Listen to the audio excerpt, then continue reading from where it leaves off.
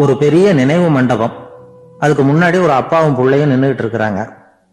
அந்த வழியா போறவங்க வர்றவங்க எல்லாம் அந்த இடத்துல நின்று அது என்ன மண்டபம் அப்படின்னு விசாரிக்க ஆரம்பிச்சாங்க.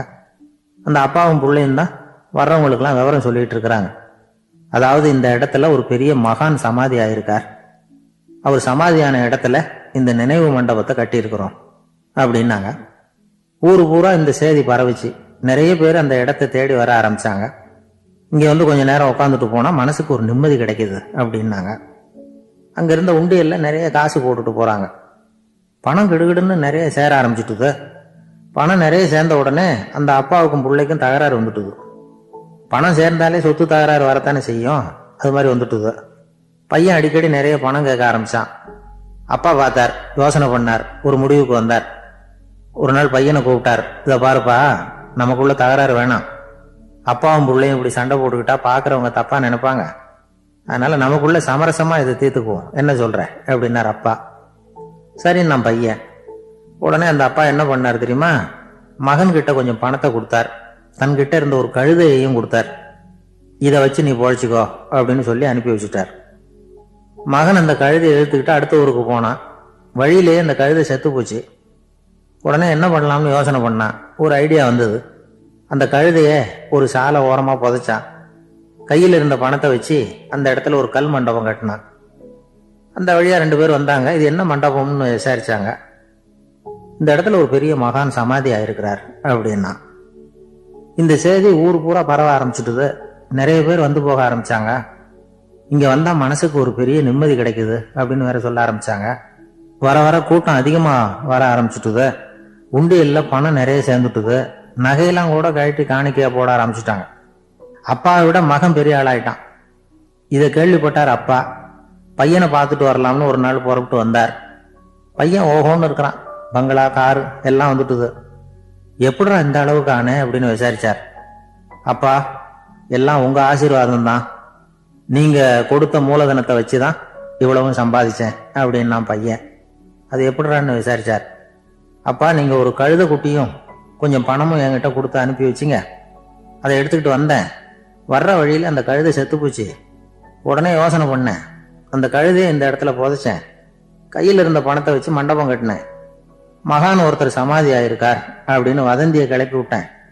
ஜனங்கள்லாம் ஏமாந்து போய் காசை கொண்டாந்து போட ஆரம்பிச்சிட்டாங்க. நான் பொழைச்சிக்கிட்டு இருக்கிறேன் அப்படின்னா. இப்பதான்டா நீ என் புள்ள அப்படின்னு சொல்லி சந்தோஷப்பட்டாரான் அந்த அப்பா. ஏன் அப்படி சொல்றீங்கன்னு கேட்டிருக்கான் பையன். கழுத குட்டியை புதைச்சி மண்டபம் கட்டி இருக்கிற நீ, ஏற்கனவே நம்ம ஊர்ல நாம கட்டி இருக்கிறோமே மண்டபம், அது இந்த கழுதையோட அம்மாவை புதைச்ச இடம். மகான் சமாதி ஆயிருக்காருன்னு நானும் சும்மா கப்சாதான் விட்டுக்கிட்டு இருக்கேன் அப்படின்னாராம் அப்பா. முட்டாள் ஜனங்களை நினைச்சு அந்த 2 பேரும் சத்தம் போட்டு சிரிச்சாங்களாம். மனுஷன் ஏமாத்துறது ரொம்ப சுலபம். என் கூட படிச்ச ஒருத்தன் திடீர்னு ஒரு நாள் எல்லாருக்கும் அருள் வாக்கு சொல்ல ஆரம்பிச்சுட்டான். அவன் ஒரு ஆபீஸ்லயும் வேலை பார்க்கறான். ஆபீஸ்ல உள்ளவங்க எல்லாம் அவங்ககிட்ட வந்து அருள் வாக்கு கேட்கறது வழக்கம். ஒரு நாள் நான் அவன் முன்னாடி போய் உட்காந்து பேசிக்கிட்டு இருந்தேன். அப்போ அதே ஆபீஸ்ல வேலை பார்க்குற ஒருத்தர் அவங்ககிட்ட வந்து, சுவாமி, என் மேஜையில வச்சிருந்த பேனா திடீர்னு காணாம போட்டுது, அது திரும்ப கிடைக்குமா எனக்கு அப்படின்னு கேட்டார். இவன் கண்ணை உருட்டி பார்த்துட்டு, அது உனக்கு கிடைக்காது, புதுசா வேற ஒன்று வாங்கிக்கப்போ அப்படின்னா. சரின்னு அவர் போயிட்டார். அவர் போனதுக்கு அப்புறம் நான் மெதுவா இவனை பார்த்து, அது எப்படிடா அது உனக்கு கிடைக்காதுன்னு அவ்வளவு உறுதியா அவர்கிட்ட சொன்னேன் அப்படின்னு கேட்டேன். இவன் மெதுவா என் காதுகிட்ட வந்து, அந்த பேனாவை கிளப்புனதே நான் தான் அப்படிங்கிறான். இங்க இருக்கிற எல்லோருக்கும் வணக்கம். நான் வந்து அதிகமாக இந்தியாவை விட்டு வெளிநாடு எதையும் இதுவரை பார்க்காதவன். இப்பொழுதுதான் சமீபத்தில் தான் முதல் தடவையாக உங்கள் ஊருக்கு வந்திருந்தேன், சில காலங்களுக்கு முன்னால். இப்பொழுது 2வது தடவையாக இங்கே வர்றேன். இது ரொம்ப மகிழ்ச்சிகரமான ஒரு நாள். மகிழ்ச்சிகரமான சூழ்நிலையில் உங்களை எல்லாம் சந்திக்கிறதுல எனக்கு ரொம்ப மகிழ்ச்சி. ஏன்னா தேசிய தின மகிழ்ச்சி கொண்டாட்டத்திலே நீங்கள் எல்லாம் கலந்து கொண்டிருக்கிறீர்கள். நேற்று நானும் அந்த தொலைக்காட்சியிலே அந்த அணிவகுப்பு எல்லாத்தையும் பார்த்தேன்.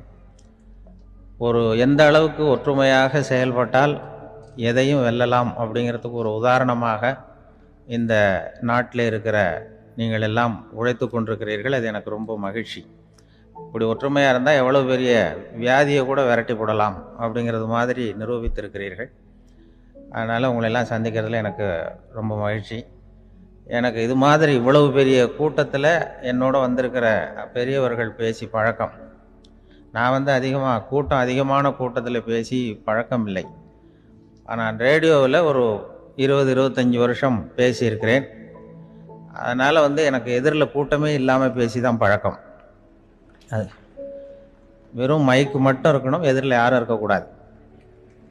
அப்படியே ரேடியோவில் பேசி பழக்கப்பட்டதுனால ஒரு பெரிய பிரம்மாண்டமான கூட்டத்தை பார்த்தது எனக்கே ஒரு மாதிரியாக இருக்குது. அதனால் கூட்டம் இல்லாமல் எனக்கு இப்போ கூட நீங்கள் எல்லோரும் எழுந்திரிச்சு வெளியில் போயிட்டால் ரொம்ப நல்லா பேசுவேன். நீங்கள் வெளியில் இருந்துட்டு கேட்கணும், ஏன்னா அப்படியே பழகி போச்சு. இருந்தாலும் இதில் எனக்கு என்னென்னா, இப்போ தமிழ்நாட்டில் நான் பலதரப்பட்ட கூட்டத்தில் பேசி சமீப காலத்தில் பேசியிருக்கிறேன். இந்த எல்கேஜி யூகேஜி படிக்கிற குழந்தைகள் முன்னாடி என்ன பேச சொல்லுவாங்க, எல்கேஜி யூகேஜி அந்த குழந்தைகள். அப்போ நான் எப்போ முடிக்கணுங்கிறது எனக்கு தெரியும், ஏன்னா அதுக்கு ஒரு அறிகுறி. அந்த குழந்தை என்ன பண்ணணும்னா மொதல் வரிசையில் இருக்கிறது அப்படி தரையை கீறும். கேச்சுன்னா அது போதும் அப்படின்னு அதுக்கு முடிச்சுக்கோன்னு அர்த்தம். அதை பார்த்து தான் நான் முடிச்சுக்கிறது வழக்கம். கொஞ்சம் பெரிய ஹைஸ்கூல்னால் யாராவது பசங்க 2-3 பேர் கொட்டாய் விடுவாங்க, அதை பார்த்து அதை முடிச்சுக்கிறது வழக்கம். கல்லூரின்னா விசில் அடிப்பாங்க யாராவது 1-2 பேர். இப்படி எனக்கு பலதரப்பட்ட எப்போ முடிக்கணுங்கிறதுக்கு அப்படிலாம் அறிகுறி உண்டு. எனக்கு ரொம்ப பிடிச்சது என்னென்னா, இந்த முதியோர் இல்லங்கள் இருக்குது பாருங்கள். முதியோர் இல்லம், பென்ஷனர் அசோசியேஷன்லாம் இருக்குது தமிழ்நாட்டில். எல்லாம் 60-70 வயசுக்கு மேற்பட்டவர்கள். அவங்க கூட்டத்தில் பேசுகிறது தான் எனக்கு ரொம்ப பிடிக்கும். ஏன்னா நான் பாட்டுக்கு பேசிக்கிட்டே இருப்பேன், அவங்களும் அசையாமல் கேட்டுக்கிட்டு இருப்பாங்க. அதுக்கு என்ன காரணம்னா, காது கேட்காது. அது எனக்கு அப்புறம்தான் தெரியும். பேசி முடிச்சுட்டு இறங்கி போனால் அந்த மொதல் பெஞ்சில் உட்காந்துருக்கிற ஒரு நாற்காலில், என்ன சார் முடிச்சிட்டிங்க போல் இருக்கு அப்படிம்பார்.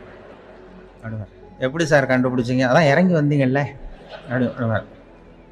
அதனால் அது மாதிரி கூட்டத்தில் ஒன்றும் எனக்கு சுத்தமாக யாரும் இருக்கக்கூடாது எதிரில். இல்லைன்னா அந்த முதியோர் இல்லம் மாதிரி அப்படி காது கேட்காதவங்களாம் உட்காந்துருக்கணும். இங்கே அப்படி இல்லை, எல்லாம் ரொம்ப விழிப்போடு இருக்கீங்க, காதை திறந்து வச்சுக்கிட்டு. அது மாதிரி என்ன போன்ற ஆட்களுக்கு இது கொஞ்சம் இது பேசுகிறதும் என்ன, சில பேருக்கு என்னென்னா பேச்சு மைக்கை பார்த்ததும் எனக்கு எப்போ நேரங்காலம் தெரியாது, முடிக்கிறதுக்கு தெரியாது. அப்படியும் உண்டு பேச்சாளர்கள் பல ரகம். நான் கூட இப்போ ஒரு ஏற்பாடு பண்ணியிருக்கிறேன். என்னுடைய நண்பர் சுபாஷ்னு ஒருத்தர் வந்திருக்கார். அவர்கிட்ட சொல்லியிருக்கேன், நான் எப்போ முடிக்கணும்னு தோணுதோ அப்போ லேசாக தலையை சொறி நான் முடிச்சுக்கிறேன். என்ன கடிகாரமும் கிடையாது, ஒன்றும் கிடையாது. நான் எப்போ ஆரம்பிக்கிறேன் எப்போ முடிக்கிறேன்னு தெரியாதுன்னு சொன்னேன். இதே மாதிரி கும்பகோணத்தில் சமீபத்தில் ஒரு கூட்டத்துக்கு போகும்பொழுது அந்த ஏற்பாட்டாளரை உட்கார வச்சு, நீ முடிக்கணும்னு தோன்றப்போ தலையை சொறி நான் புரிஞ்சுக்கிறேன்னு சொல்லிவிட்டு, பெரியோர்களே தாய்மார்களேன்னதும் உடனே தலையை சொன்னாங்க. என்னையா அது உள்ளேன்னா, இல்லை இது தலை அரிக்குது அதனால் சொல்லிடுறேன், நீ அது வேறு மாதிரியாக சொல்லுவேன்னு சொன்னார். அப்படி ஒருத்தர் ஏற்பாடு பண்ணி உட்கார வச்சுருக்கேன் எதிரில். அவர் இன்னும் தலைக்கு கையை கொண்டு போகல, முதல் வரிசையில் உட்கார வச்சுருக்கிறேன். ஏன்னா இந்த பேசுகிறவங்களுக்கு அந்த கூட்டம் பார்த்துட்டா முடிக்கிறது எப்போ முடிக்கிறது என்ன ஏதுன்னு தெரியாது. அது ஒரு பேச்சாளர் அவர் பாட்டு பேசிகிட்டே இருந்தாராம், ரொம்ப நேரம் பேசிகிட்டு இருந்திருக்கார். பேசிகிட்டு இருந்தால் ஒன்றும் புரியல, நேரங்காலம் தெரியல. அவருக்கே தோணி ஒரு கட்டத்தில் அந்த பேசுகிறவருக்கு, ஐயா மன்னிச்சுக்கோங்க, நான் ரொம்ப நேரம் பேசிட்டேன் போல் இருக்கு, எவ்வளோ நேரம் பேசினேன்னு எனக்கே ஞாபகம் இல்லை, இந்த கை கடிகாரத்தை கூட பார்க்க மறந்துட்டேன், என்னை மன்னிச்சுக்கோங்க அப்படின்னாரா.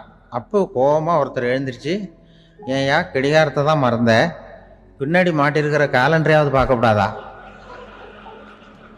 அப்படின்னாராம். அப்போ தான் தெரியுது அவன் வாரக்கணக்கில் பேசிக்கிட்டு இருந்திருக்கான். போன வெள்ளிக்கிழமை ஆரம்பித்து இந்த சனிக்கிழமை முடிக்கிறது மாதிரி அப்படி ஆகிடும். என்ன கடிகாரமும் கிடையாது. அது மாதிரி பேசுகிற பேச்சு ஆனால் பேசுனா என்ன சொல்லுவாங்கன்னா, எந்த பேச்சை கேட்டாலும் ஒரு தன்னம்பிக்கை வரணுமா கேட்குறவங்களுக்கு, அதுதான் நல்ல பேச்சு அப்படின்னு சொல்லுவாங்க. கேட்குறவங்களுக்கு ஒரு தன்னம்பிக்கை, வாழ்க்கையில் ஒரு பிடிப்பு வரணும், தன்னம்பிக்கை வரணும். அப்படிப்பட்ட எண்ணத்தில் தான் அவங்கெல்லாம் நல்ல கருத்துக்களை சொல்ல வந்திருக்கிறாங்க. அது என்னென்னா, ஒரு ஒரு ஒரு ஒரு இளைஞன் எங்கெங்கேயோ வேலை தேடி இருக்கான், வேலையே கிடைக்கல. உடனே ஒரு தண்டவாளத்தில் போய் தற்கொலை பண்ணி ஒன்று தண்டவாளத்தில் தலையை வச்சு படுத்துட்டானான். யாரும் வேலை கொடுக்கல, தண்டவாளத்தில் போய் தற்கொலை பண்ணி எடுத்து படுத்துருக்கான். அப்போ 2 பக்கமும் திரும்பி பார்க்குறான், ரயிலே வரல. என்ன தற்கொலை பண்ணால் கூட ரயில் வர மாட்டேங்குது அப்படின்னு சொல்லிட்டு பார்த்துருக்கேன். அப்போ யாரோ ஒருத்தர் பேசிகிட்டு இருக்கார், ஒரு திடலில் கூட்டம், பெரியவர் பேசிகிட்டு இருக்கார். நம்ம அந்த பெரியவர் போய் கொஞ்ச நேரம் அந்த கூட்டத்தையாவது கேட்டுட்டு வருவோம், இனி ரயில் வர்ற பாட்டை காணும், அப்புறம் வந்து தலையை வச்சு படுத்துக்குவோம் அப்படி நேராக அந்த கூட்டத்துக்கு போனால் ஒரு திடலில் ஒரு பெரிய மனுஷன் பேசிகிட்டு இருக்கார். தன்னம்பிக்கை, வாழ்க்கையில் வந்து இளைஞர்கள் ரொம்ப தன்னம்பிக்கையோடு இருக்கணும் அப்படி இப்படின்னு பேசிகிட்டு இருக்கார். இவன் போய் உட்காந்து கேட்டான். இந்த இளைஞன் 1 மணி நேரம் கேட்டான். 2000 பேர் உட்காந்து கேட்டுக்கிட்டு இருந்தாங்க. உடனே கூட்டம் முடிஞ்சுது, கூட்டம்லாம் கலைஞ்சு போச்சு. அந்த பெரியவர் பேசிக்கிட்டு இருந்தாரே அவரை போய் இவன் சந்தித்தான். இளைஞன், ஐயா, நான் வந்து தற்கொலை பண்ணிக்கணுங்கிற எண்ணத்தோடு வந்தேன், தண்டவாளத்தில் தலையை வச்சு படுத்தேன், ரயில் வரல, அந்த நேரம் உங்கள் பேச்சு குரல் தான் கேட்டுது, நான் வந்து உங்கள் பேச்சை கேட்டேன், 1 மணி நேரம் கேட்டேன், கேட்டு முடித்ததுக்கப்புறம் என்னுடைய எண்ணத்தை நான் மாற்றிக்கிட்டேன், நான் இனிமேல் தற்கொலை பண்ணிக்க மாட்டேன் அப்படின்னா. அவர் பேச்சாளருக்கு ரொம்ப பெருமை, இதுதான் ஒரு பேச்சுக்கு அடையாளம், இப்படி தான் இருக்கணும். சரி, அந்த முடிவுக்கு எப்படி நீ வந்தேன்னு கேட்டார். இப்போ உங்கள் பேச்சை இந்த கூட்டத்தில் எவ்வளோ பேர் கேட்டுக்கிட்டு இருந்தாங்க சார் அப்படின்னு கேட்டான். ஒரு 2000 பேர் இருக்கும்பா அப்படின்னார் அவர். அப்போ அந்த இளைஞன் சொன்னானா, ஒரு 2000 பேரை ஒரே நேரத்தில் சாகடிக்கிற நீ உயிரோடு இருக்கிறப்போ நான் எதுக்கு சார் சாகணும்? நான் இது வரைக்கும் யாருக்கும் எந்த கெடுதலும் பண்ணலை, நான் இனிமேல் சாக மாட்டேன் சார்ட்டு போயிட்டானா. அப்படி கேட்குறவங்களுக்கு ஒரு தன்னம்பிக்கை வரணும். அது வந்து எப்படியோ வந்தால் போகிறோம். இப்போ எங்கள் பேச்சை கேட்டுவிட்டோம், அந்த ரகத்தில் வந்தாலும் சரிதான். வாழ்க்கையில் ஒரு பிடிப்பு வரணும் அப்படிங்கிறது தான் ஒரு சிறந்த பேச்சுக்கு அடையாளம்னு சொல்லுவாங்க. அப்படி வந்து அது பண்ணுறது. இதில் என்னென்னா, இந்த மனிதனுக்கு வந்து அந்த சிரிப்பு இருக்குது பாருங்கள், அதை பற்றி சொல்லுவாங்க. நகைச்சுவை, குடும்பத்தில் வந்து நகைச்சுவை உணர்வு இருந்ததுன்னா குழப்பமே வராதுன்னு சொல்லுவாங்க. பேச்சாளர்கள் என்னென்னா, சில பேர் தெளிவாக, அதாவது தெளிவாக பேசி குழப்புறவங்க இருக்கிறாங்க, குழப்பமாக பேசி தெளிவுபடுத்துகிறவங்க இருக்கிறாங்க. அப்படிப்பட்ட பேச்செல்லாம் உண்டு. குழப்பமாக பேசி தெளிவுபடுத்துறது யாருன்னா சித்தர்கள். நம்ம பழைய சித்தர் பாட்டெல்லாம் பார்த்தீங்கன்னா படிக்கிறதுக்கு குழப்பமாக இருக்கும், ஆனால் அது கருத்து தெளிவாக இருக்கும். அதுதான் குழப்பமாக பேசி தெளிவுபடுத்துகிறவரெல்லாம் பழைய நம்ம சித்தர்கள். தெளிவாக பேசி குழப்புறவங்க இருக்கிறாங்க சில பேச்சாளர்கள். பேச்சாளருக்கா ஒருத்தன் ஆடு மேய்ச்சிக்கிட்டு இருந்தானா, ஒரு ஆடு மேய்ச்சிக்கிட்டு இருந்திருக்கிறான் ஒரு திடலில். அந்த ஆடு மேய்க்கிற அந்த ஆள் வந்து ரொம்ப தெளிவாக பேசணும்னு நினைக்கிறவன். அவர்கிட்ட போய் கேட்டிருக்கான். அந்த ஆள்கிட்ட போய் ஒருத்தன் கேட்டான், மந்தையில் எத்தனை ஆடுப்பா இருக்கு அப்படின்னா. அப்போ அவன் சொன்னான், நான் ஆடு மேய்க்கிறேன் சார், எதையும் தெளிவாக கேட்கணும், நீ கருப்பு ஆட்டை கேட்குறியா வெள்ளை ஆட்டை கேட்குறியா அப்படின்ட்டுருக்கான். கருப்பு ஆடு அது ஒரு 50 இருக்குது அப்படின்னா. சரி, வெள்ளை ஆடு எத்தனை இருக்குது அப்படின்னா, அதுவும் 50 தான் இருக்குது அப்படின்ட்டுருக்கான். இன்னும் ரெண்டும் ஒரே ஆன்சர் தானே சொல்கிறான் அப்படின்னு சொல்லி, சரி இந்த ஆடெல்லாம் எவ்வளவு புல் சாப்பிடும் ஒரு நாளைக்கு சார், மறுபடியும் தெளிவாக கேளுங்க, கருப்பாடா வெள்ளாடா? கருப்பாடு அப்படின்னா 10 கிலோ சாப்பிடும். சரி, வெள்ளாடு அதுவும் 10 கிலோ சாப்பிடும். ரெண்டுக்கும் அதே தான் சொல்கிறான். சரிப்பா, இது எல்லாம் எவ்வளவு பால் கறக்கும் இந்த ஆடெல்லாம்? சார் திருப்பி திருப்பி சொல்ல, தெளிவாக கேளுங்க, கருப்பாடா வெள்ளாடான்னா? கருப்பாடு தினம் 5 லிட்டர் கறக்கும், வெள்ளாடு அது 5 லிட்டர் தான் கறக்கும். இப்படி இவன் தெளிவாக பேசி இவன் என்ன சொல்லிட்டு வரான்னு தெரியல. ரெண்டும் ஒரே ஆன்சர் தான், அப்புறம் எதுக்கு பிரித்து பேசுகிறேன், ரெண்டும் ஒன்று தாடா சொல்கிறேன்னு இருக்காரு. அப்படி இது ஆரம்பத்திலே கேட்டால் சொல்லிட்டு போகிறேன். ஏன்னா ஏன் அப்படி தெளிவாக பிரித்து கேட்குறேன்னா, அந்த கருப்பாடெல்லாம் எதிர்த்த வீட்டுக்காரனுக்கு சொந்தம் அப்படின்னா. சரி, வெள்ளாடு அதுவும் எதிர்த்த வீட்டுக்காரனுக்கு தான் சொந்தம் அப்படின்னா. இப்போ என்ன பேசினா தெளிவாக பேசி குழப்பிக்கிட்டு இருக்கான்னு அர்த்தம். இப்போ எதுக்கு இந்த அறிகுறி சொல்கிறேன்னா, நான் பேசுகிறது கூட அப்படி தான் இருக்கும். ஏன்னா குழப்பமாக பேசி தெளிவுபடுத்துகிறவர்கள் பின்னாடி வராங்க, அவங்க கொஞ்சம் அவங்க. அதனால் நம்மளால் முடிஞ்ச வரைக்கும் கொஞ்சம் தெளிவாக பேசி உங்களை குழப்பி வச்சோம்னா அவங்க வந்து பின்னாடி பார்த்துக்குவாங்க. அதுதான்.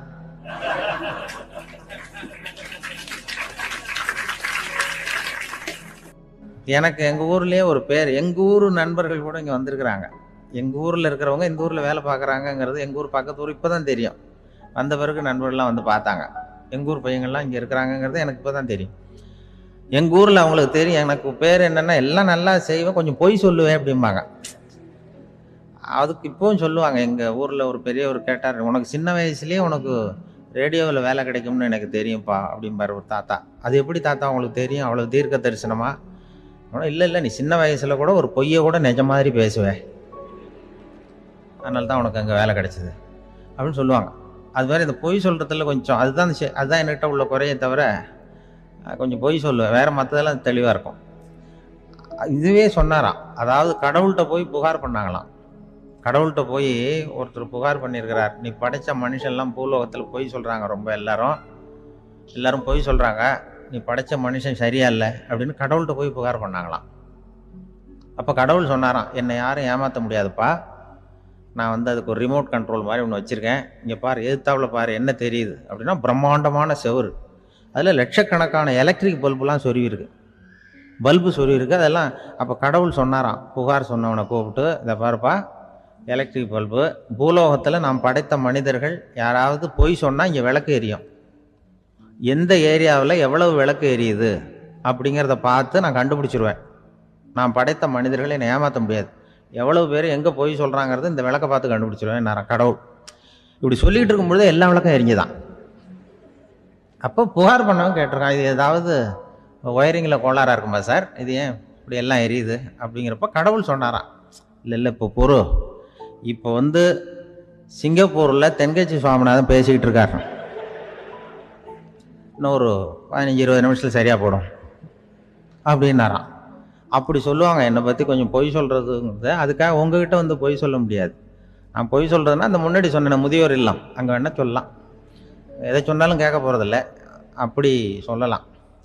ஏன்னா இப்போ இதில் என்னென்னா, இவங்க ஐயாக்கெல்லாம் இங்கே வந்ததும் பெரியவங்கள்லாம் சொன்னாங்க, முஸ்தபா சார்லாம் சொன்னார், இங்கே வந்து முன்னாடிலாம் எங்கள் மனிதர்கள் எந்த அளவுக்கு இப்போ வந்து ரொம்ப ஆக்கபூர்வமாக வளர்ந்துருக்கிறார்கள், முன்னாடிலாம் சினிமா நடிகர்களுக்கு தான் இது மாதிரி கூட்டங்கள்லாம் வரும், சினிமா சம்மந்தப்பட்டவங்களுக்கு இது மாதிரி ஏதாவது நல்ல விஷயங்களை பேசுகிறவங்களுக்கு கூட்டம் வர்றது வந்து ஒரு பெரிய ஆரோக்கியமான அறிகுறி, எங்களுக்கெல்லாம் ரொம்ப மகிழ்ச்சியாக இருக்குது சார்னு சொன்னார்.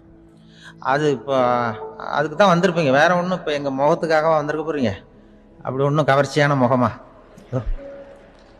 அதுவும், அதனால் வந்து முகத்தை பார்க்குறதுக்கு தான் வந்திருக்கிறாங்க அப்படின்னு சொல்லி. அந்த ரேடியோவில் நான் கொஞ்ச காலம் வெளியில் தெரியாமல் இருந்தேன். அப்போ என்ன பண்ணுவாங்கன்னா, என்ன வருவாங்க, எங்கள் ரேடியோ ஸ்டேஷனுக்கு வருவாங்க, சார் அந்த தினம் ரேடியோவில் பேசுகிறாரு இன்று ஒரு தகவல், அவர் முகத்தை பார்த்துட்டு போகணும் சார் அப்படின்ட்டு வருவாங்க. ஏன்னா இப்போ தொலைக்காட்சியில் வர்றதில்லை, அதில் என்னென்னா அப்படி ஒரு தடவை வர்றவங்க அடுத்த தடவை வர்றதில்லை. அப்போ தான் புரியுது, ஓஹோ அவங்க ஆள் யாருன்னு தெரிஞ்சுக்கிறதுக்கு தான் வராங்க, வேற ஒன்றும் ஒரு பெரிய கவர்ச்சி. அதனால் இந்த கூட்டம் வந்து ஏதோ உங்களுடைய கவர்ச்சின்னா அவர் ஐயா சுகிசிவம் கொஞ்சம் கவர்ச்சியாக தெரிகிறார், அதனால் அவருக்காக வந்த கூட்டமாக வேணா இருக்கலாம், வேற எனக்கு அந்த நம்பிக்கை இல்லை. ஐயா சாலவன் பாப்பாவுக்கு சுத்தமாக அந்த நம்பிக்கை இருக்காது. அதனால் நாங்கள் வந்து ஏமாந்து போட மாட்டோம், ஏதோ எங்களை பார்க்க தான் வந்திருக்கிறாங்க எல்லாரும் அப்படின்னு. என்ன அவங்களுக்கு கருத்துன்னா, நல்ல குடும்பம், நல்ல மகிழ்ச்சியாக வாழ்வது எப்படி, நல்ல குடும்பத்தை எப்படி நடத்துறது, இது மாதிரி நல்ல கருத்துக்களை ஜனங்கள்கிட்ட பரிமாறிக்கணும்னு இந்தியாவிலையும் தமிழ்நாட்டிலையும் சில நிகழ்ச்சிகளை அவங்க நடத்திட்டு இருக்கிறாங்க. என் கூட வேலை பார்க்குறப்போ ஒரு அம்மா இருந்தாங்க, அவங்க எப்போதும் அவங்க வீட்டுக்காரர் படத்தையே வச்சுருப்பாங்க, கையில் பத்திரமா வச்சுருப்பாங்க, அவ்வளவு மரியாதை மதிப்புன்னு சொல்லி நாங்கள்லாம் அவங்கள பெருசாக நினைப்போம். இது எதுக்குமா அவங்க வீட்டுக்காரர் படத்தை பத்திரமா இல்லை கையிலேயே வச்சுருக்கீங்களே, ஆஃபீஸுக்கெல்லாம் எடுத்துகிட்டு வந்து வச்சு அடிக்கடி எடுத்து பார்த்துக்குவாங்க, அவ்வளவு பிரியமாக அவங்க வீட்டுக்காரர் இல்லை. ஆமாம், எனக்கு வந்து ஏதாவது பிரச்சனை வந்துடுதுன்னா உடனே எங்கள் வீட்டுக்காரர் படத்தை எடுத்து பார்ப்பேன். பரவாயில்ல, இப்படி ஒரு இதாக, ஆமாம் இதை பார்த்துட்டு நினச்சிக்குவேன், இதை விட பிரச்சனை வேறு என்ன இருந்துட போகுது உலகத்தில் அப்படின்னு நினச்சிக்குவேன், உடனே எனக்கு எல்லாம் போயிடும் அப்படின்ட்டு தான். அப்படி ஒரு அம்மா இருந்தாங்க, இப்போ இருக்காங்க, வேலை பார்த்துக்கிட்டு இருக்காங்க. அப்படிலாம் நீங்கள் இருக்கிற தாய்மார்கள் பெண்கள் யாராவது அப்படி கூட பண்ணலாம். யாரா எப்போதுமே உங்கள் வீட்டுக்காரர் படத்தை கையில் வச்சுக்கோங்க, அது ஒரு யோசனை, குடும்பம் குதூகலமாக இருக்கிறதுக்கு அது ஒரு யோசனை. அதே மாதிரி இவங்களும் அவங்க படத்தை வச்சுக்கலாம், வச்சுக்கிட்டு பிரச்சனை வரும்போது பார்த்துக்கணும், இதை விட நமக்கு என்ன வந்துட போகுது பெருசா அப்படி தான் இருக்கணும். குடும்பம் வந்து நல்லபடியாக இருக்கணும்னா அதுக்கு இப்போ சொல்லுவாங்க, கடவுளே வந்து ஒரு வீட்டு கணவன், வீட்டு தலைவர் கனவுல வந்தாராம். கடவுள் வந்து இது மாதிரி உன்னை விட்டுட்டு உங்கள் குடும்பத்தை உன்னையெல்லாம் விட்டுட்டு போக போகிறேன்னா, அதனால் ஏதாவது வர வேணும்னா கேட்டு போய் வாங்கிக்கோ அப்படின்னு கடவுள் சொன்னாராம் அந்த குடும்ப தலைவர்கிட்ட. அவருக்கு என்ன கேட்குறதுன்னு புரியல, கடவுள் வந்து விட்டுட்டு போகிறேங்கிறார், ஏதாவது வரம் கேட்டுக்கோ அப்படின்னு. நம்ம என்ன பண்ணுறது, என்ன கேட்குறதுன்னு ஒன்றும் புரியல, குழம்பிக்கிட்டு இருந்தான் அந்த ஆள் கனவுல. இப்போ கடவுள் சொன்னாரா, சரி நீ ரொம்ப குழப்பமாக இருக்க, நாளைக்கு மறுபடியும் உன் கனவுல வரேன் அதுக்குள்ளே நீ முடிவு பண்ணி வை, உனக்கு என்ன வரம் வேணுமோ கேட்டு வாங்கிக்கோ, உனக்கு வரம் கொடுத்துட்டு நான் போயிடுறேன், உன்னை விட்டுட்டு போகிறதா நான் முடிவு பண்ணிட்டேன் அப்படின்ட்டுருக்காரு கடவுள். சரி, ஒரு நாள் அவகாசம் கொடுங்க, நாளைக்கு நான் அதுக்குள்ளே முடிவு பண்ணி வைக்கிறேன்ட்டு அவர் வந்தார். மறுநாள் முழிச்சுக்கிட்டார். முழிச்சுக்கிட்டு மனைவி, மகன், மக்கள் எல்லாரையும் கூப்பிட்டார், குடும்பத்தில் எல்லாரையும். அப்படி வாங்க, இது மாதிரி நேற்று கனவுல வந்தார் கடவுள், நம்மளை விட்டுட்டு போக போகிறாராம், என்ன வரம் வேணும்னு கேட்டு வாங்கிங்கோ அப்படின்னு போய் சொல்லிட்டார். என்ன கேட்கறதுன்னா அப்படின்னு அந்த கணவன் கேட்குறான். இந்த மனைவி சொல்கிறாங்க, என் உடம்பு பூரா நகையாக இருக்கணும் அப்படின்னு கேள் அப்படின்ட்டுருக்கு. அதுக்குள்ளே அந்த பொண்ணு, ஒரு பொண்ணு ஓடி வந்து, அப்படிலாம் கேட்காதப்பா கடவுள்கிட்ட, இப்போ இருக்கிற சொத்து எவ்வளோ இருக்கோ அதுபோல் இன்னொரு பங்கு வேணும்னு கேள் அப்படின்னு. அந்த பையன் வந்து அவன் வேற சொன்னான், அவன் அது நமக்கு வந்து இது போல் ஒரு 10 பங்காவது வேணும், 2 பங்களா, கார் வேணும் அப்படின்னு அவன் ஒரு லிஸ்ட்டை கொடுத்தான்.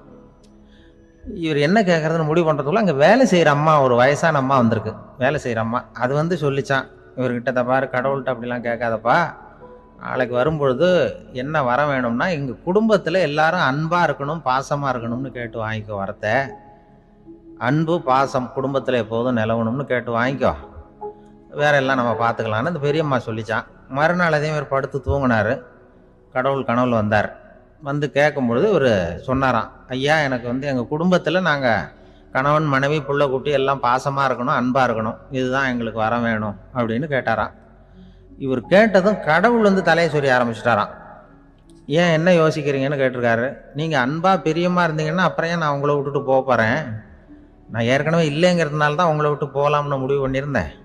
இப்போ நீங்கள் ஏற்கனவே பாசமாக இருந்தீங்கன்னா நான் இனிமேல் போக மாட்டேன், அதனால் ஏன் முடிவை மாற்றிக்க வேண்டியதுதான், உங்கள் கூட தான் இருக்க போகிறேன்னாராம். இப்படி ஒரு கதை சொல்லுவாங்க. அதனால் ஒரு குடும்பத்தில் அந்தந்த உறவு முறைகள் சரியாக இருக்கிற வரைக்கும் எல்லாம் நல்லாயிருக்கும். அங்கே தான் அங்கே இறைவன் வாழும் இல்லம்ங்கிறாங்களே, அதுதான் அது. அதில் அந்த குடும்ப தலைவருங்கிறவர் கணவன் அப்படிங்கிறதுனால அவருக்கு தான் பொறுப்பு. அவருக்கு நிறைய சகிப்புத்தன்மை வேணும், கோபம் வரக்கூடாது, யார் என்ன சொன்னாலும் போகணும். சில கணவன்மார்கள் வந்து எது சொன்னாலும் மனைவி வந்து தட்டுறதில்லை. அங்கே போனால் போவாங்க, எதுக்கு போக சொல்கிறேன்னு கேட்கறதில்ல, போகிறது, இங்கே வான்னா வர்றது. திருவள்ளுவர் மனைவி இருந்தாருன்னு சொல்கிறாங்கல்ல, அது மாதிரி. அது எப்படின்னா ஒருத்தர் சொன்னார், அது அப்படி இல்லை, அதுக்கு ஒரு கதை சொன்னார். ஹிட்லர் வந்து வந்தாராம் ஒரு தடவை, ஒரு பெரிய கப்பல் மேலே, கப்பலுடைய மேல் தளத்தில் ஹிட்லர் வந்துக்கிட்டு இருக்கார். ஒரு இங்கிலீஷ் கேப்டன் எதிரில் நிற்கிறான். அவனுக்கு பெரிய ஆச்சரியம், இந்த ஆள் எப்படி இப்படி ஒரு தனி மனிதனாக இருந்துக்கிட்டு உலகத்தையே இப்படி இந்த பாடுபடுத்துறார் அப்படின்னு சொல்லி, உன்னுடைய வெற்றிக்கு என்ன காரணம்னு கேட்டாராம் அந்த இங்கிலீஷ் கேப்டன். இப்போ ஹிட்லர் சொன்னாராம், என்னுடைய வெற்றிக்கு காரணம் என்கிட்ட வேலை செய்கிற ஊழியர்கள். நான் கிழிச்ச கோட்டை தாண்ட மாட்டாங்க, நான் என்ன சொல்கிறேனோ அதை உடனே செய்வாங்க, ஏன் எதுக்குன்னு எதிர்த்து பேச மாட்டாங்க, அதுதான் என்னுடைய வெற்றிக்கு காரணம் அப்படின்னு சொல்லி அதை நிரூபித்து காட்டுறேன் பார் அப்படின்னு சொல்லி கையை தட்டினாராம் ஹிட்லர். உடனே ஒரு சிப்பாய் எங்கேருந்து வந்து லெஃப்ட் ரைட்னு போட்டு வந்து சல்யூட் பண்ணி நின்னான். உடனே ஹிட்லர் சொன்னார், நீ அப்படியே இந்த கப்பல் மேல் தளத்துலேருந்து அப்படி கடலில் விழுந்து செத்து போடா அப்படின்னு பொத்துன்னு குதிச்சுட்டான். எதுக்கு சொல்கிறேன் என்ன இதில், உடனே குதிச்சு செத்து போட்டான். இவருக்கு பெரிய ஆச்சரியம் கேப்டனுக்கு. ஹிட்லர் சொன்னார், இதுதான் என்னுடைய வெற்றி காரணம், தப்பார் இன்னொருத்தனை கூப்பிட்றேன் அப்படின்னு தட்டினா, இந்த பக்கத்துலேருந்து ஒருத்தன் வந்தான், லெஃப்ட் ரைட்னு வந்து நின்னா, நீ இப்படி குதிச்சு செத்து போடா அப்படின்னு பொத்துன்னு குதிச்சுட்டான். எதுக்கு போக சொல்கிறீங்கன்னு ஒன்றுமே கேட்கல, குதினா உடனே குதிச்சுட்டான். அப்போ ஹிட்லர் சொன்னார், இதே மாதிரி என்னுடைய ஒவ்வொரு ஊழியர்களும் இருக்கிறாங்க, நானும் ஊழியர்களை இழக்கிறதுக்கு தயாராக இல்லை, தப்பார் தயாராக இருப்பேன் எப்போதும், தப்பார் இன்னொருத்தர் தட்டுறேன்னு இன்னொருத்தர் வந்தார். எதிர்த்தாப்புல இருந்து ஒருத்தன் லெஃப்ட் ரைட் சல்யூட் அடித்தான். நீயும் குதிச்சு செத்து போடான்ருக்கார் ஹிட்லர். இவனால் பொறுக்க முடியல, இந்த இங்கிலீஷ் கேப்டன் அனாவசியமாக ஒவ்வொருத்தனா குதிச்சுட்றானேன்னு சொல்லி ஓடி போய் அவனை குதிச்சிட்டான். குதிக்கிறதுக்கு முன்னாடி பிடிச்சி தனியாக எடுத்துகிட்டு போட்டான். தனியாக எடுத்துகிட்டு போய் அந்த சிப்பாய்கிட்ட கேட்டாரான் அந்த இங்கிலீஷ் கேப்டன், ஏன்ப்பா அந்த ஆள் குதிக்க சொல்கிறான்னா நீ ஏன் எதுக்குன்னு கேட்கறது இல்லையா, உடனே குதிச்சு செத்து போகிறீங்களே, இதெல்லாம் என்ன அநியாயம் அப்படின்ட்டுருக்கான் அந்த இங்கிலீஷ் கேப்டன் கையை பிடிச்சிக்கிட்டு. உடனே அந்த சிப்பாய்க்கு கோவம் வந்துட்டு தான், உடையா கையை, இவன்ட்ட வேலை பார்க்குறத விட உழுந்து செத்து போகலாம், நான் குதிக்கிறான், என்ன அனாவசியமாக எதுக்கே இருக்க சொல்கிறேன் அப்படின்னு சொல்லி குதிச்சுட்டானா. அதனால் இந்த உடனே சொல்கிறத செய்கிறாங்க பாருங்கள், அவங்கள நம்பக்கூடாது. கணவன்மார்களுக்கு ஒரு எச்சரிக்கை, சொல்கிறத உடனே செஞ்சுருவாங்க மனைவி, நீ அங்கே போனால் போங்க, வரணும் அது ஹிட்லர் மாதிரி நினைக்கிறாங்கன்னு அர்த்தம். இதுகிட்ட பேசிக்கிட்டு இருக்கிறத விட சொல்கிறத செஞ்சுட்டு போடுவோமே, அப்படி சமாளிக்கிற கணவன்மார்கள் உண்டு. குடும்பத்தில் வந்து அப்படிலாம் இருந்து சமாளிக்கிறாங்க. குடும்பத்தில் ஒருத்தர் அனுசரிப்பு தன்மைங்கிறது ரொம்ப அவசியம். கணவன் மனைவின்னா அனுசரித்து போகணும்னு சொல்லுவாங்க. அதாவது ஒரு கணவன், அதுக்காக தான் அந்த காலத்துலலாம் ஒரு வீட்டுக்கு வந்து மாப்பிள்ளை தேடுறதுங்கிறது ஒரு பெரிய குடும்பத்தை நிர்வகிக்கிற அளவுக்கு ஒரு கணவனாக வரக்கூடிய எப்படி இருக்கணும் அப்படின்னா, அந்த காலத்தில் புலி வேட்டைக்கு போகணும். ஒரு பொண்ணுக்கு மாப்பிள்ளை தேடுறதுன்னா நம்ம தமிழ் பழக்கம் என்னென்னா, காட்டுக்கு போய் ஒரு புலியை வேட்டையாடிட்டு வரணும். அந்த புலி பல்லு அல்லது நகத்தை கொண்டுட்டு வரணும் அந்த இளைஞன். அதை வந்து வீட்டில் கொடுப்பான். அதை தான் கட்டி அதை வந்து இதாக கட்டுவாங்க, மாலையாக போடுவாங்க, தாலியாக கட்டுவாங்க. அதாவது வீரம் இருக்கா பையனுக்குன்னு பார்ப்பாங்க. ஒரு பொண்ணு வேணும்னா நீ முதல்ல வீட்டுக்கு பொண்ணு கேட்க போகக்கூடாது, காட்டுக்கு போகணும், போய் புளியை கொண்டு வா, அதுக்கப்புறம் தான் உனக்கு பொண்ணு அப்படின்னு சொல்லுவாங்க. இப்போவெல்லாம் ஏன் போகிறது இல்லைன்னா, இப்போலாம் ஒருத்தனை வந்து காட்டுக்கு போய் புலிப்பல் கொண்டு வான்னா புலி தான் மாப்பிள்ளையாக வரும். அதனால தான் இப்போ போகிறதில்ல யாரும் காட்டுக்கு. அப்போ வந்து பெண்களும் வந்து ரொம்ப வீரமாக இருந்தாங்க. பெண்கள் மூலம் அந்த காலத்தில் எப்படின்னா, முறத்தாலேயே புலியை துரத்துவாங்களாம். நம்ம பழைய பாட்டுல எல்லாம் பார்த்துருப்பீங்க, முறத்தால புலியை விரட்டினாங்கன்னு வரும் பழைய பாட்டு. ஒரு அந்த அளவுக்கு பெண்களுக்கு வீரம். இப்போ கல்யாணம் ஆகி இந்த காலத்தில் ஒரு கணவனை வந்து விரட்டிட்டு வந்தாங்களாம் முறத்தை எடுத்துக்கிட்டு. ஒரு மனைவி, அவன் பயந்துட்டு வெளில ஓடி வரான், பின்னாடி முறத்தை எடுத்துட்டு அந்த அம்மா ஓடி வருது. இவனை தனியாக பிடிச்சி கொண்டு போய், என்னப்பா இந்த மனைவிட்டு இப்படி பயந்து ஓடி வரைய, முறத்தால துரத்துறா இப்படி வரைய. அவனை தான் அவன் அப்படியே தடுமாறிக்கிட்டு, அதெல்லாம் ஒன்றும் இல்லை, அவன் என்ன புலியா நினைக்கிறா அப்படின்னு ஒரு பெருமையாக சொல்லிட்டானா. அந்த காலத்தில் புலியை தான் முறத்தால விரட்டினாங்க, இப்போ புருஷனை விரட்டுறாங்க அப்படின்னு சொல்லி. அப்படி அந்த காலத்தில் வந்து கணவனுக்கு ஒரு குடும்பத்தை நிர்வகிக்கிற திறமை இருக்கா, உடல் வலிமை தான் முக்கியம். இப்போ கூட மதுரை பக்கத்தில் ஐயாவுக்கு தெரியும், அந்த இளவட்டக்கல்லுன்னு ஒரு ஊருக்கு ஊர் எல்லையில் கிடக்கும். ஊர் எல்லையில் ஒரு பெரிய கல் கிடக்கும். அந்த ஊருக்கு பொண்ணு கேட்க போகிறவங்க அந்த கல்லை தலைக்கு மேலே தூக்கி காட்டணும், அப்படியே தூக்கி தலைக்கு மேலே வசதி கீழே போடணும். அந்த வலு இருந்தால் தான் நீங்கள் அந்த ஊருக்குள்ளேயே போகலாம், பொண்ணு கேட்கறதுக்கு போகலாம். இல்லைன்னா நீ திரும்பி போக வேண்டியதான். அந்த வலிமை இருக்கா மாப்பிள்ளைன்னு பார்க்குறாங்க. இளவட்டக்கல்லுன்னு பேர். அப்போ என்ன பண்ணாங்கன்னா, ஒரு 1000 வருஷத்துக்கு முன்னாடி அந்த கல்லை தலைக்கு மேலே தூக்கி கீழே போடுவாங்களாம். ஒரு 500 வருஷத்துக்கு முன்னாடி அப்படி கொஞ்சம் தூரம் இடுப்பு அளவுக்கு தூக்கி கீழே போட்டுக்கிட்டு இருந்திருக்கிறாங்க. அதுக்கப்புறம் ஒரு 100 வருஷத்துக்கு முன்னாடியெல்லாம் அப்படி முழங்கால அளவுக்கு அப்படி தூக்கி போட்டால் போகிறோம்னு வச்சுருந்தாங்களாம். இப்போ நான் அந்த ஊருக்கு என் கூட பழனிசாமின்னு ஒருத்தர் இருக்கார். அவர் போய், உனக்கு எப்படிப்பா இந்த ஊரில் கல்யாணம் ஆச்சு அப்படின்னா, இப்போலாம் நாங்கள் தொட்டு கும்பிட்டா போகிறோம், அதை அசைக்கிறது கூட இல்லை. அப்படி ஆகிட்டுது. ஒரு குடும்பத்தை கணவனாக வரப்போகிறவனுக்கான தகுதி அந்த காலத்தில் அப்படி இருந்துதான். அப்படி வந்து கணவன் வந்து தேர்ந்தெடுக்கிறது, குடும்ப தலைவனை தேர்ந்தெடுக்கிறது ஒரு பெரிய காரியம்.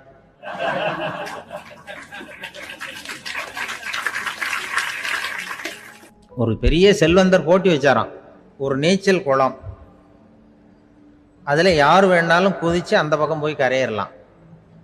அந்த நீச்சல் குளத்தில் விஷப்பாம்புலாம் கிடக்கு. யார் துணிஞ்சி அந்த விஷப்பாம்பு இருக்கிற குளத்தில் குதித்து அந்த பக்கம் போய் கரையேறானோ அவனுக்கு ஒரு 100 ஏக்கர் நிலம் கொடுப்பேன், அது வேண்டான்னா ஒரு 1000 ஆடு கொடுப்பேன், அதுவும் வேண்டான்னா என் பொண்ணை கொடுப்பேன் அப்படின்னு போட்டி வச்சார். அதான் மாப்பிள்ளையை தேர்ந்தெடுக்கிறதுக்கு அவர் ஒரு வழி, நீச்சல் குளத்தில் குதிச்சு கரையேறணும். இப்போ அந்த ஊரில் இருக்கிற இளைஞர்கள்லாம் வந்து பார்க்குறாங்க அந்த குளத்தில் குதிக்கணும்னு. ஆனால் குளத்தில் வெறும் விஷப்பாம்புலாம் கிடக்கு. இது என்ன பண்ணுறதுன்னு பார்த்தா யாருமே குதிக்கிறதுக்கு தைரியம் வரல. திடீர்னு ஒருத்தன் துணிஞ்சு குதிச்சான், படபடன்னு அடிச்சுட்டு போய் அந்த பக்கம் கரையிட்டான். கரையிறின உடனே பரவாயில்லையே ஒரு ஆள் வந்துட்டான்னு சொல்லி அவனை அந்த இளைஞனை போய் பிடிச்சிட்டு வந்தாங்க. அந்த பெரியவர் கேட்டார், ஏப்பா இவ்வளவு பெரிய விஷப்பாம்பெல்லாம் கிடக்கிற நீச்சல் குளத்தில் நீ துணிஞ்சு குதிச்சு கரையேறி இருக்கிற, உனக்கு என்ன 1000 ஏக்கர் நிலம் கொடுத்துறவா, 100 ஏக்கர் நிலம் கொடுக்கவா சொல்கிற அப்படி அப்படின்னா, வேண்டாம் சார்ன்றிருக்கான். ஓஹோ அப்படின்னா ஒரு 1000 ஆடு வேணுமா உனக்கு அப்படின்னா, அதுவும் வேண்டாம் சார். ஓ அப்படின்னா என் பொண்ணு வேணுமா அப்படின்னா, அதுவும் வேண்டாம் சாருங்கிறான். அப்புறம் எதுக்குடா குதிச்சுன்ட்டு, என்ன உனக்கு என்ன தான் வேணும் அப்படின்னு கேட்டிருக்காரு.